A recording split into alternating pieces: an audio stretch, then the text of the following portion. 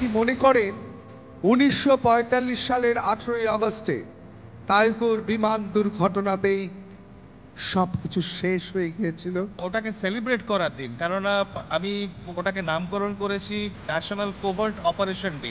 বিমান দুর্ঘটনা যে হয়নি সেটা আজ প্রমাণিত। অন্য জায়গায় প্লেনে করে যাচ্ছিলেন, আমাদের আর্মি, আমাদের এয়ারফোর্স সিদের প্লেনকে শুট ডাউন করেছিল। সিদের প্লেন ভেঙে পড়ে ইস্ট চায়না সিতে। সেটা একটি জাপানি সৈনিকের, তার নাম ইচিরো ওকুরা। তাকে কতটা আহত করেছিল দেশভাগের ঘটনা, তার চোখের জল থামত। গুমনামি বাবাই নেতাজি সুভাষচন্দ্র বোস। আমরা এখনো জানি উনি আছেন। ভারতবর্ষের কোনো বিধানসভা নির্বাচনে নেতাজি সুভাষচন্দ্র বোস এসে প্রার্থী হলেন, তার এগেনস্টে টালিগঞ্জের কোনো তৃতীয় শ্রেণীর নায়িকাকে যদি ভোটে দাঁড় করিয়ে দেওয়া হয়, তাহলে ভোটে কে জিতবেন? আমাদের দায়িত্ব তাকে ইলেকট্রাল রাজনীতিতে অবশ্যই, ফিরিয়ে আনা। What belongs to everybody belongs to nobody, এটা সবার জন্য খুলে দেওয়া হয়। তার মানে সেটা কেউই নিজের বলে আর ভাবে না। এই অনুপ্রেরণাটা ধারা আপনি বর্তমান প্রজন্মের মধ্যে কিরকম দেখছেন? যদি কিছু পরিবর্তন দেখে থাকে তাহলে কেন? শুধু অন্তর্ধান নিয়ে পড়ে থাকলে হবে না, তার জীবনে নিয়েও আত্মচর্চা, তার জীবনে নিয়েও চর্চা করতে হবে। এবার আমি চন্দ্রচূড়কে বলবো একেবারে চলে যেতে, তার কারণ গোটা কালনা বইমেলার মাঠ এবং আমরা এবং মঞ্চে যারা বসে আছে আমরা সবাই আজকে আপনাকে প্রশ্ন করব। আমরা বেশ কিছু কথা জানতে চাই, যে কথাগুলো অত্যন্ত গুরুত্বপূর্ণ। আমার প্রথম প্রশ্ন, দেখুন, আমি বিনা মেকআপে, বিনা কাগজে, কোনো তারও নেই, আমি প্রশ্নগুলো করব। খুব চটজলদি প্রশ্ন, একেবারে র্যাপিড রাউন্ডের মতো, র্যাপিড ফায়ার রাউন্ডের মতো চটজলদি আমরা উত্তর চাই চন্দ্রচূড়ের কাছ থেকে। চন্দ্রচূড়। ঋতব্রত দা, আপনি প্রশ্নগুলো শুরু করার আগে আমি একটা ছোট্ট পয়েন্ট ক্লিয়ার করে দিতে চাই, যেটা স্যার বলেছিলেন যে শুধু অন্তর্ধান নিয়ে পড়ে থাকলে হবে না, তার জীবনে নিয়েও আত্মচর্চা, তার জীবনে নিয়েও চর্চা করতে হবে। একদম ঠিক কথা বলেছেন, এটা আমি মেনে নিই। এবং সেই জন্যেই আমি যে বইগুলো নেতাজিকে নিয়ে লিখেছি সেটা অন্তর্ধান নিয়ে হলেও তার জীবনীও লিখেছি। তার কারণ সেটা জানা দরকার লোকজনের, নেতাজিকে বোঝা দরকার। কিন্তু আমি এই যে যুক্তিটা আমি একটু উল্টো দিক থেকে বলি আপনাকে। ধরে নিন আপনার খুব প্রিয় একজন মানুষ, যিনি আপনাকে অনুপ্রাণিত করেছেন, তাকে আপনি মন প্রাণ দিয়ে ভালোবাসেন, তার কাছে অনেক কিছু শিখেছেন এবং প্রতি পদে তাকে ফলো করেন। তিনি হঠাৎ একদিন হারিয়ে গেলেন। তাকে ভালোবাসেন, তার কাছে শিখেছেন বলে কি তার খোঁজ করবেন না? এটা প্রশ্নটা রইল। অবশ্যই, অবশ্যই। বারবার করে বাঙালিকে এই কথাই তো বারবার করে গোটা দেশবাসী এই কথাই জানতে চেয়েছে। আমি দ্রুত কিছু প্রশ্নে চলে যাচ্ছি, দ্রুত কিছু প্রশ্নে। আমি প্রথমেই চন্দ্রচূড় আপনার কাছে জানতে চাই যে আপনি কি মনে করেন ১৯৪৫ সালের ১৮ই আগস্টে তাইকুর বিমান দুর্ঘটনাতেই সব কিছু শেষ হয়ে গিয়েছিল? ভয়ঙ্কর সেই দিন ছিল। কারণ আমাদের টাফ টক অনুষ্ঠানে আমার স্পষ্ট মনে আছে সুগতবাবু, তিনি, তার ইশারা ছিল এটাই, অর্থাৎ তাইকু বিমানবন্দরের কাছে যে দুর্ঘটনা তাতেই সব শেষ। আপনি কি মনে করেন? না, একেবারেই তা নয়। সেটা ওটা দুঃখজনক বা কোনো ভয়াবহ দিন নয়, বরং ওটাকে সেলিব্রেট করার দিন। কেননা আমি ওটাকে নামকরণ করেছি ন্যাশনাল কোভার্ট অপারেশন ডে। যে কিভাবে বিশ্বের শ্রেষ্ঠ গোয়েন্দাদের এবং মিলিটারি পাওয়ারের চোখে ধুলো দিয়ে বেরিয়ে যেতে হয়, লুকিয়ে যেতে হয়, সেটা আমাদের ওখান থেকে শেখা উচিত। এবং আপনি বলছিলেন, তার মানে আপনি বলছেন যে আসলে নেতাজি সুভাষচন্দ্র বোস গা ঢাকা দিয়েছিলেন তাইকু বিমানবন্দরের পর, মানে যে দুর্ঘটনা ঘটেছে। তাইকু বিমানবন্দরের পর সেটা আমি বলবো না, তবে বিমান দুর্ঘটনা যে হয়নি সেটা আজ প্রমাণিত, সেটা নিয়ে কোনো সন্দেহ নেই। এবং এবং মানে প্রমাণ যদি চান একের পর এক আমি প্রমাণ দিয়ে যেতে পারি। আজকে হয়তো সেই সময় নেই এখানে, কিন্তু ছোট্ট করে বলে দিই, সবচেয়ে বড় যে প্রমাণটা আজকে উঠে এসেছে, যেটা আমরা কয়েক সপ্তাহ আগে খুঁজে পেয়েছি। গল্পটা কি ছিল যে সুভাষচন্দ্র সাইগানে পৌঁছলেন, আজকে যার নাম হোচিমিন সিটি, হোচিমিন সিটি থেকে প্লেনে চাপলেন সুভাষচন্দ্র এবং হাবিবুর রহমান।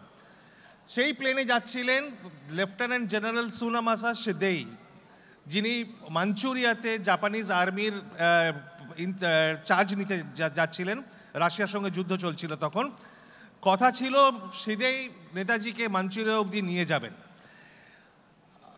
এখন আমরা জানতে পারছি, মানে যে গল্পটা দেওয়া হয়েছিল, সেই বিমানের দুর্ঘটনা হলো, ভেঙে পড়লো সেই প্লেনে, তৎক্ষণাৎ শিদেইয়ের মৃত্যু হলো এবং নেতাজির কিছু সময় পরে হসপিটালে কিছু চিকিৎসার পরে মৃত্যু হলো। এটা সরকারি গল্প, ভারত সরকারের গল্প, জাপানিজ সরকারের গল্প। আজকে চাইনিজ ঐতিহাসিকরা, চাইনিজ সামরিক ঐতিহাসিকরা বলছেন সে কি, শিদেই তো অন্য জায়গায় মারা গেছে, শিদেই তো অন্য জায়গায় প্লেনে করে যাচ্ছিলেন। আমাদের আর্মি, আমাদের এয়ারফোর্স শিদেইয়ের প্লেনকে শুট ডাউন করেছিল, শিদেইয়ের প্লেন ভেঙে পড়ে ইস্ট চায়না সিতে, সেখানে তার মৃত্যু হয়। সুভাষচন্দ্রের তার সঙ্গে কোনো সম্পর্ক নেই। তাহলে তাহলে কার চিতাভস্য রাখা আছে জাপানের সেই পবিত্র মন্দিরে? সেটা নিয়েও কোনো সন্দেহ নেই। সেখানে যে চিতাভস্য রাখা আছে সেটা একটি জাপানি সৈনিকের, তার নাম ইচিরো ওকুরা, এবং সেটা বারবার করে প্রমাণ হয়েছে। সর্বশেষ প্রমাণ করে গেছেন জাস্টিস মনোজ কুমার মুখার্জি, তার কমিশনের যখন কাজ চলছিল, পরিষ্কারভাবে কাগজপত্র দিয়ে দেখিয়ে গেছেন ওটা ইচিরো ওকুরার চিতাভস্য, যেখানে আমাদের ভারতীয়রা বারবার গিয়ে মাথা নত করে প্রণাম করে আসেন। আসলে সেটা একজন জাপানি সৈনিকের চিতাভস্য।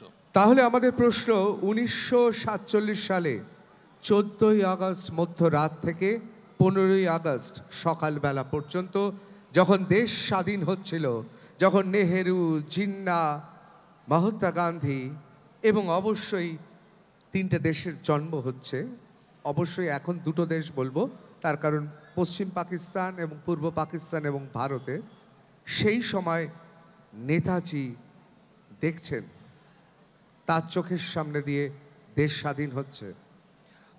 সেটা বলা শক্ত যে চোখের সামনে তিনি দেখছেন কি না, কেননা তিনি কোন অবস্থায় ছিলেন, কোথায় ছিলেন, সেটা আজ পর্যন্ত আমরা জানি না ঠিক ওই মুহূর্তে কোথায় ছিলেন। পরবর্তীকালের যে ইতিহাস যে আমরা খুঁজে বের করতে পেরেছি, সেটা দেখতে পেয়েছি যে তাকে কতটা আহত করেছিল দেশভাগের ঘটনা, তার চোখের জল থামতো না। সুভাষচন্দ্রকে যখন আমরা কল্পনা করি, আমরা লৌহ পুরুষ হিসেবে কল্পনা করি, একজন মানে সৈনিক জেনারেল হিসেবে কল্পনা করি, যিনি কখনো কাঁদতে পারেন না, কিন্তু সুভাষচন্দ্র খুব ইমোশনাল ছিলেন।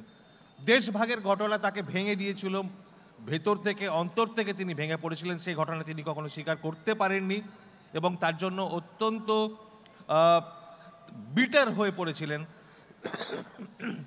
সেটা পরবর্তী জীবনের ঘটনা, পরবর্তী জীবনের কথা, কিন্তু তিনি যে তখন জীবিত ছিলেন সেই নিয়ে কোনো সন্দেহ নেই।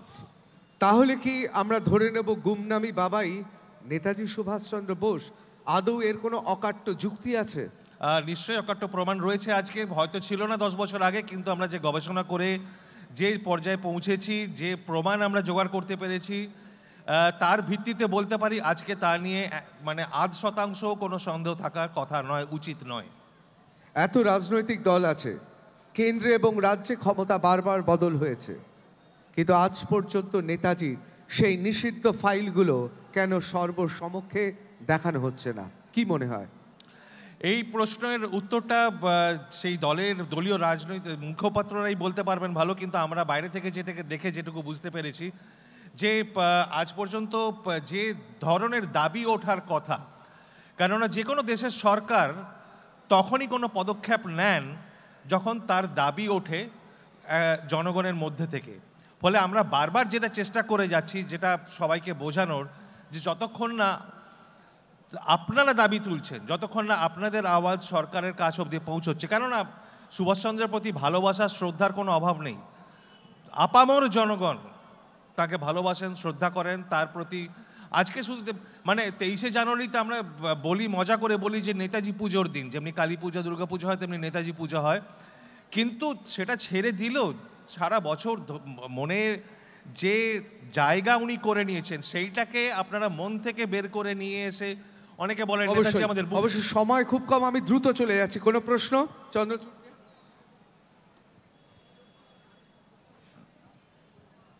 আমার একটা প্রশ্ন। বলুন।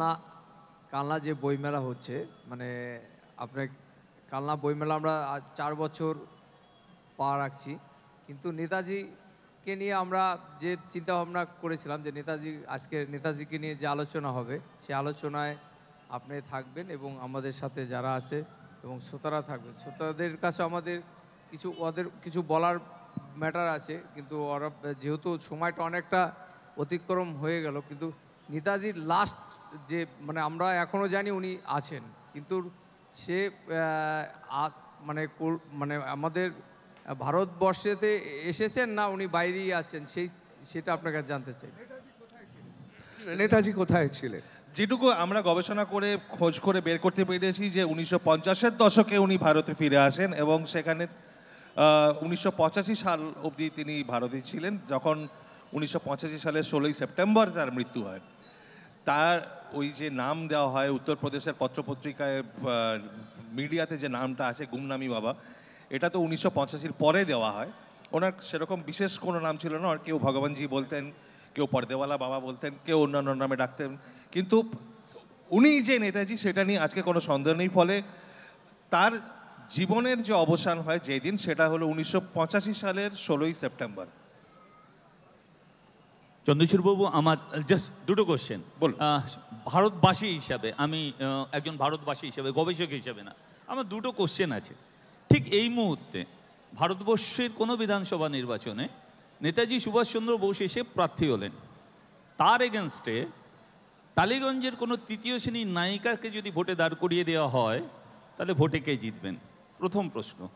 দ্বিতীয় প্রশ্ন, না আরে আচ্ছা ওকে, এই উত্তরটা আপনার কাছে পেলে আমার খুব ভালো হয়, কারণ আপনি বলছেন ভালো মানুষ, প্রচুর ভালো মানুষ এই সমস্ত নায়িকাদের কাছে ভোটে হেরে যাচ্ছে। সেই জন্য আমি জিজ্ঞেস করতে চাইছি যে আপনার ভারতবাসী হিসাবে আপনার কি মনে হয়? আমার ভারতবাসী হিসেবে যা মনে হয়, এবং আমার মনে হয় আজকে যারা এখানে রয়েছেন তারা সবাই আমার সঙ্গে একমত হবেন, যে আপনি যাকেই দাঁড় করান, তিনি তার পরিচয় যাই হন, তিনি যদি আজকে সুভাষচন্দ্রের বিরুদ্ধে দাঁড়ান, হাইপোথেটিক্যালি, সেটা তো হতে যাচ্ছে না, যদি হয়, মানে he or she doesn't have a chance in hell. অবশ্যই স্যার, সময় একেবারে। আমি চন্দ্রচূড়বাবুকে খুব সামনে থেকে পেয়েছি। একটি প্রশ্ন আমার দীর্ঘদিনের, যে সারা বিশ্বে প্রচুর রাষ্ট্রনায়ক আছেন এবং তারা বিভিন্ন কারণে বিখ্যাত, কিন্তু তাদের প্রত্যেকেরই সমর্থক সংখ্যা আছে, কিন্তু একটা সেক্টেরিয়ান, মানে একটা নির্দিষ্ট সেক্টর। কিন্তু নেতাজির ক্ষেত্রে যেটা দেখা গেছে, একটা ইমোশন কাজ করছে এবং সেটা সার্বিক। তা এই জায়গাটা চন্দ্রচূড়বাবুর কী ধারণা, যে কেন, ভাই? খুব ভালো প্রশ্ন করেছেন, খুব প্রাসঙ্গিক এটা। ইংরেজিতে একটা প্রবাদ আছে, what belongs to everybody belongs to nobody, যেটা সবার জন্য খুলে দেওয়া হয়, তার মানে সেটা কেউই নিজের বলে আর ভাবে না। সেটা মানে ওই সবার সরকারি, যেমনি সরকারি রাস্তা বা সরকারি জমি দেখবেন সরকারি তো মানে সবারই, ফলে ওটার অপব্যবহার হয়, সেটাকে নিজেকে কেউ আপন করে নেয় না। নেতাজির ক্ষেত্রেও তাই হয়েছে, যেটা উনি দেশের জন্য কাজ করেছেন বলে উনি নিজের কনস্টিটিউয়েন্সি যেটাকে বলে সেটা কোনোদিন তৈরি করার জন্য মন দেননি। তার জন্য হিন্দু গোষ্ঠী বা মুসলিম গোষ্ঠী বা দলিত গোষ্ঠী বা শ্রমিক গোষ্ঠী বলে কিছু ছিল না, তার জন্য ছিল ভারতবাসী। কিন্তু তার অনুপস্থিতিতে এই গোষ্ঠীদের নিয়ে যে রাজনীতিটা শুরু হয়েছে, ফলে সেই গোষ্ঠীর সেই দলীয় নেতাদেরই পুজো হতে থাকে। সেখানে সুভাষচন্দ্রকে সবাই শ্রদ্ধা সম্মান মুখে জানালেও তাকে নিয়ে ইলেকটোরাল পলিটিক্সটা হয় না, কিন্তু আমার মনে হয় সেটা হওয়া উচিত। আমাদের দায়িত্ব তাকে ইলেকটোরাল রাজনীতিতে ফিরিয়ে আনা। অবশ্যই আমি তপতিদির কাছে যাব,